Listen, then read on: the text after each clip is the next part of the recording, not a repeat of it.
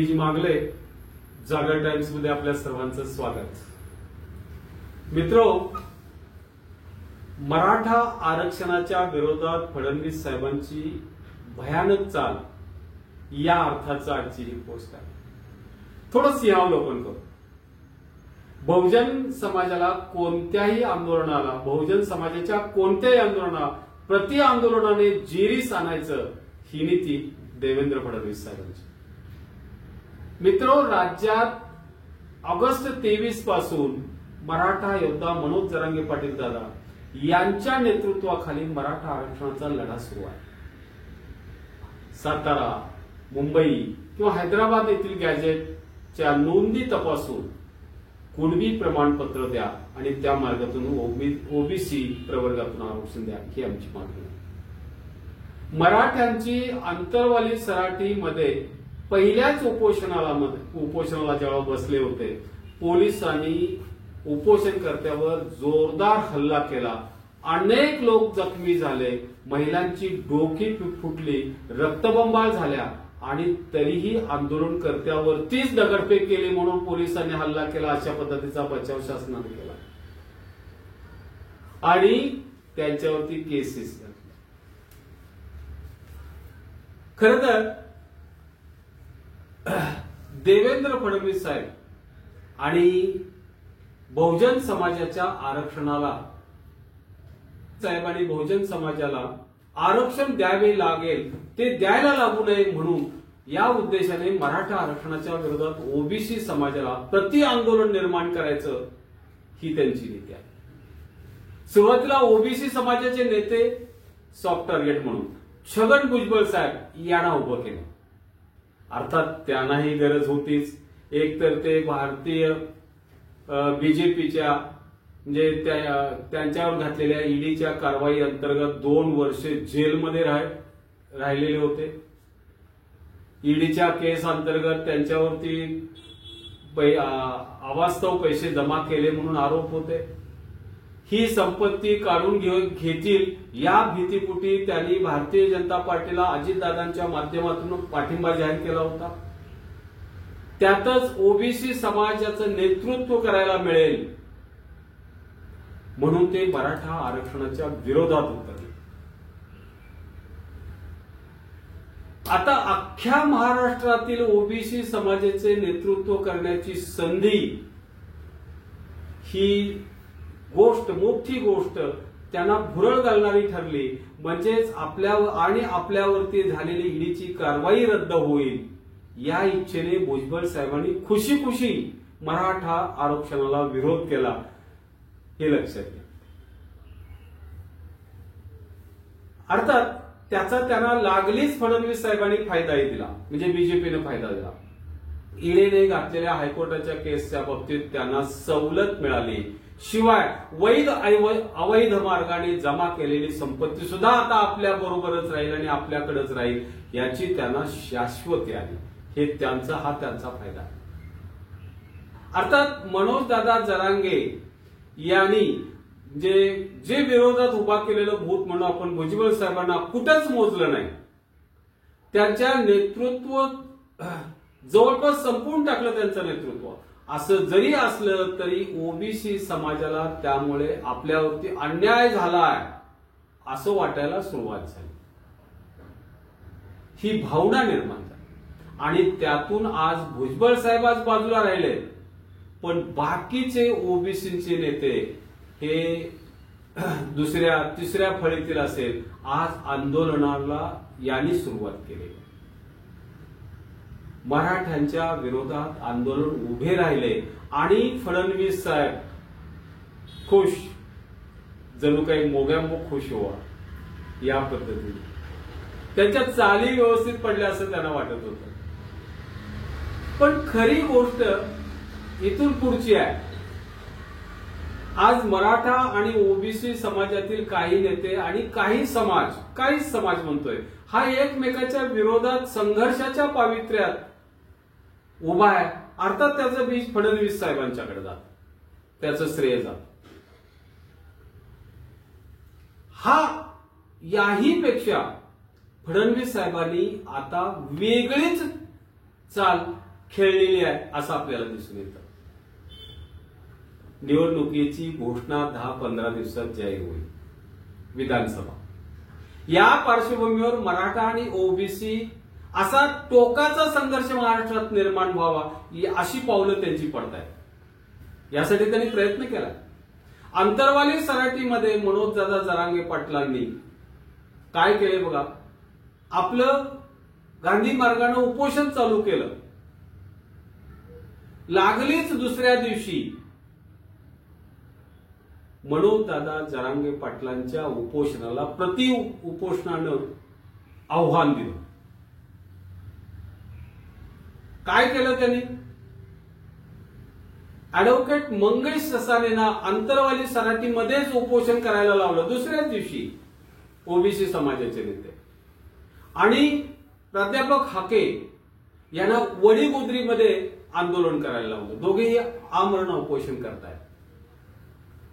आंदोलनाला प्रति आंदोलनानं छेद द्यायचा ही फडणवीस नीती होती. यामुळे झालं काय, अंतरवाला सराटी आणि जवळचं वडीगोद्री हा परिसर सगळा ताणतणावात आणि संघर्षमय झाला. कार्यकर्ते इकडून तिकडे जात असताना संघर्ष पेटला. कारण अंतरवाली सराटीला लागून असलेल्या वडीगोद्रीमध्ये लक्ष्मण हाकेंचं उपोषण सुरू होतं. आणि या उपोषणाकडे येणाऱ्या मार्गावरती, पाठिंबा दर्शक येणाऱ्या मार्गावरती कार्यकर्ते साहजिकच काहीतरी बोलले की एक मोठं संघर्षाचं वातावरण निर्माण होतं. प्रचंड मोठा पोलीस फोर्स आहे मित्र. खरं आश्चर्य वाटतं हाकेंच्या उपोषणाचं. धनगर आरक्षणाचा प्रश्न भिजत पडलेला असताना त्यांची मागणी एसटी प्रवर्गातून त्यांना आरक्षण हवं आहे. या पंढरपुरात आणि याच वेळा पंढरपुरामध्ये त्यांचं आंदोलन चालू आहे, 12वा दिवस आहे. त्याकडे दुर्लक्ष करून ते मराठा आरक्षणाच्या विरोधात ओबीसी आरक्षण बचाव मोहिमेसाठी उपोषणाला बसतायत. म्हणजे आहे का नाही फडणवीस नीती? आपण फडणवीस साहेबांच्या मर्जीत राहावं म्हणजे आपलं राजकीय पुनर्वसन होईल, कदाचित त्यांना असं वाटत असावं. पंढरपूरमध्ये धनगर बांधवांचं एसटी प्रवर्गातून आरक्षण मिळण्यासाठीचं आंदोलन आज किती गंभीर स्वरूपात आहे. अख्ख्या महाराष्ट्रातील सगळा धनगर समाज, आज बहुतांश धनगर समाज आज पंढरपूरला भेट देतोय. पण त्याकडे या हाके महोदयांचं फारसं लक्ष नाही. त्यापेक्षा त्यांना फडणवीस साहेब फार जवळचे वाटतात. आणि मराठा आरक्षणाचा ओबीसीवर फारसा परिणाम पण होणार नाही हो. धनगर आरक्षणावरती तर किंचितही परिणाम होणार नाही हे त्यांना सगळं माहिती आहे. पण जरांगे पाटील आणि मराठा आरक्षणावरती ते तुटून पडतात केवळ फडणवीस साहेबांना खुश करण्यासाठी असं होतं. आता ही जी फडणवीस साहेबांची नीती आहे, त्यांच्या इच्छेप्रमाणे ओबीसी मतांचे ध्रुवीकरण व्हावं आणि बीजेपीला त्याची मदत व्हावी हा हेतू आहे त्यांचा. दुसरा एक भाग महत्वाचा सांगतो. भारतीय जनता पार्टी हा हिंदुत्ववादी पक्ष, तसा प्रचारच त्यांचे काही माणसं करतायत. त्याचा प्रचार प्रसार आमदार राणे साहेब जोरदार करतात. या माध्यमातून त्यांनी अनेक वेळा मुसलमान बांधवांच्यावर, पोलिसांच्यावर गंभीर स्वरूपाचे आरोप केले. जातीय तणाव निर्माण होईल अशा पद्धतीचे आरोप आहेत. तरीही त्यांच्यावर विविध जाती धर्मात ते निर्माण केल्याबद्दलचा त्यांच्यावर गुन्हे नोंद झाले. पण कारवाई कोणतीही झाली नाही आणि होण्याचीही शक्यता नाही. याचं कारण त्यांच्या पाठीशी असणारा फडणवीस साहेबांचा वर्ग असतं. आणि ही फडणवीस नीती आहे, लक्षात ठेवा. राज्यातील विधानसभेच्या निवडणुकीला सामोरे जात असताना हिंदुत्ववादी मतांचं ध्रुवीकरण व्हावं, माधव गट आपल्या पाठीशीच राहावा. धनगर समाजाला आंदोलन त्यांनी सांगितल्यावर न दिलं तरीही माधव गट आपल्या पाठीशी राहावा, धनगर बांधव आपल्या पाठीशी राहावेत, यासाठी कोणत्याही स्तराला ते जायला आज तयार आहेत असं दिसून येतं. त्याच वेळी सगळ्यात महत्वाचं सांगतो, आपल्याच पक्षातील म्हणजे भाजपमधील ओबीसी नेते पंकजा मुंडे इत्यादी त्यांना मात्र ते पुढे करत नाहीत. भीती आहे त्यांना ते मोठे होतील आणि आपल्या नेतृत्वाला शिव देतील, ही मनातली भीती फडणवीस साहेबांच्या जात नाही. दुसरा, फडणवीस नीतीचा आणखी एक गंभीर प्रकार म्हणजे मराठा समाजाला झुलवत ठेवायचं किंवा त्यांचा आणि ओबीसी समाजाचा टोकाचा संघर्ष निर्माण झाला पाहिजे अशी स्थिती निर्माण करायची. आज तशीच स्थिती आंतरवेळी सराटे आणि वडी गोद्रीमध्ये आहे. त्यातून महाराष्ट्र पेटावा, पेटला तरी हरकत नाही अशी कदाचित त्यांची भूमिका असावी. भाजप शासित मणिपूरमध्ये आज 1.5 वर्षाहून जास्त काळ लोटलाय. अंतर्गत संघर्ष टोकाचा आहे. कुकी आणि मैत्री समाज एकमेकांच्या अस्तित्वावर उठलेले आहेत. शेकड्यानं माणसं मेली आहेत. लक्षात घ्या, बळी गेले त्या आंदोलनातून. तरीही भाजपचे मुख्यमंत्री असलेले एकाच समाजाची बाजू घेऊन ते संघर्षात उतरतायत. तरीही त्यांच्यावर कारवाई नाही. ना मैत्री आणि कुकी यांच्यातील संघर्ष थांबावा, मिटवला जावा यासाठी प्रामाणिकपणे प्रयत्न करताय असं काही दिसत नाही. तुम्हाला एक गंमत सांगतो, भारतीय जनता पार्टीचे किंवा पक्षाचे प्रमुख म्हणून पंतप्रधान नरेंद्र मोदी यांनी सुद्धा काहीही केलेलं नाही असं दिसून येतं. या उलट त्यांनी रशिया युक्रेन वाद, आंतरराष्ट्रीय देशाचं सोडून बाहेरचं, रशिया युक्रेन वाद मिटवण्यासाठी 2 वेळा रशियाचा दौरा केला, युक्रेनची भेट गेली, त्यांच्यामध्ये मध्यस्थी करायचा प्रयत्न केला. आपलंच आडं पेटलेलं असताना हे युक्रेन आणि रशिया शांत करायसाठी निघाले. ऐकणे गमत. मला त्याबद्दल काय म्हणायचं नाही, पण आपला अंतर्गत प्रश्नही त्यांनी मिटवायला पाहिजे. 1.5 वर्षात नरेंद्र मोदी एकदाही मणिपूरमध्ये गेले नाहीत. ही भाजपची नीती आहे. प्रदीर्घ काळ सामाजिक राजकीय अनुभव असणारे माननीय शरद पवार साहेब यांनी याच्यावर टीका करताना म्हटलं की महाराष्ट्राचा मणिपूर होणार नाही याची काळजी घ्या. त्याच्यावरती उलट त्यांच्यावरच टीका करण्यात आली. या वक्तव्याच्या विरोधात त्यांच्यावरच पवार साहेबांच्यावरतीच टीका केली अनेकांनी. सुदैवाने मनोजदादा जरांगे हे शांत, संयमी आणि सत्यावरती विश्वास ठेवून मार्गक्रमण करणारे, अहिंसक मार्गाने वाटचाल करणारे, गांधीवादी आहेत असं मी पूर्णतः म्हणणार नाही, पण त्या अंगाने जाणारे असे नेतृत्व आहे. काही व्यक्तींचा राज्यात मराठा आणि ओबीसी असा संघर्ष निर्माण करण्याचा, दंगे घडवून आणण्याचा प्रयत्न आहे हे त्यांनी ओळखलंय. म्हणून त्यांनी मराठा ओबीसी या दोन्ही समाजाला म्हणजे ओबीसी माध्यमातून वातावरणातील तणाव वाढणार नाही याची जबरदस्त मोठी काळजी घेतलेली आहे मित्र.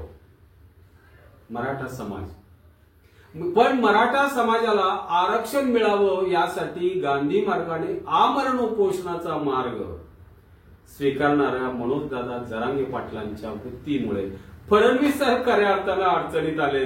त्यांना काय वाटलं असणार की ही मंडळी सगळी रस्त्यावर उतरतील, दंगे घालतील. खरं आहे ना?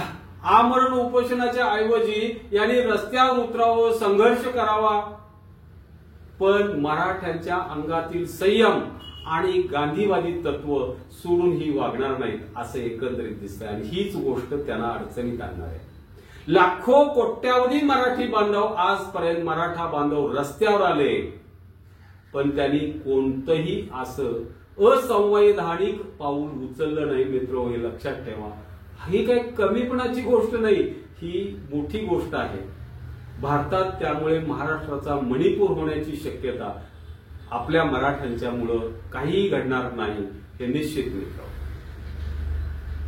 प्रयत्न त्यांचा जो आहे तो सत्यात उतरणार. जातीय संघर्ष पेटावा, जातीय संघर्ष निर्माण व्हावा अशी ज्यांची इच्छा आहे ती यशस्वी होणार नाही किंवा फलद्रूप होणार नाही असं स्पष्टपणे दिसतं. ज्यांच्या डोक्यात आजही राज्यात जातीय संघर्ष निर्माण व्हावा यासाठी जे प्रयत्न करतायत त्यांना हे माहित नाही की महाराष्ट्राची वीण जी आहे ती त्या पद्धतीची नाही. इथं फुले शाहू आंबेडकर आहेत, संतांची ही भूमी आहे, संविधानाला मानणाऱ्या लोकांची भूमी. आतापर्यंत किमान 5 वेळा मराठा आरक्षणासाठी उपोषणा बसलेल्या मनोजदादांच्याकडून शासनाने वेळ मागून घेतली. एकदा तर अधिसूचनाही काढली. अधिसूचनेला आज 8 महिने पूर्ण होतात, पण काहीही केलं नाही. तरीही मराठ्यांनी संयम ढळू दिलेला नाही, ना मनोजदादा जरांगेंनी संयम ढळू दिलेला. 2 दिवसापूर्वी पुण्या मुंबईचं मराठ्यांचं एक शिष्टमंडळ मुख्यमंत्री एकनाथ शिंदे साहेबांना भेटलं. शिंदे साहेबांनी नेहमीप्रमाणे पुन्हा त्यांना आश्वासित केलं, त्यांना आश्वासन दिलं आणि ते म्हणाले अधिसूचनेवर 7-8 लाख तक्रारी आलेल्या आहेत, त्यांची आम्ही निर्गत करतो आहे. नेहमीप्रमाणे त्यांनी सांगितलं आम्हाला पुन्हा वेळ द्या असं म्हणाले. आता बाकी मनोजदादा जरांगे पाटलांनी सांगितलंय विधानसभेचे निवडणुका तोंडावर आहेत आणि त्यानंतर गेल्या 40 वर्षापासून प्रलंबित असणारा हा मराठ्यांचा आरक्षणाचा प्रश्न जर तसाच राहिला आणि लोंबकळत जर ह्या शासनाने आणि फडणवीस साहेबांनी शिंदे साहेबांनी जर ठेवला तसा त्यांचा अंतस्थ हेतू दिसतो, तर फडणवीस साहेबांना मनोजदादांनी बजावलं. आता हे शेवटचे 2 दिवस तुमच्याकडे आहेत, हातात आहे. या दिवसामध्ये जर मराठ्यांचा आरक्षणाचा प्रश्न जर तुम्ही जर सोडवला नाही तर मराठे आता संविधानिक मार्गाने तुम्हाला येत्या निवडणुकीत निश्चितपणे विरोध करतील किंवा आम्ही आमचा स्वतंत्र निर्णय घेऊ. त्यावेळेला तुमची मात्र खैर नाही. तुमच्या विरोधात गरजवंत मराठा निश्चितपणे उभा असेल आणि ते तुम्हाला पेलवणार नाही. धन्यवाद. माझी ही पोस्ट आपल्याला कशी वाटली कमेंट करून सांगा आणि लाईक शेअर सबस्क्राईब करा.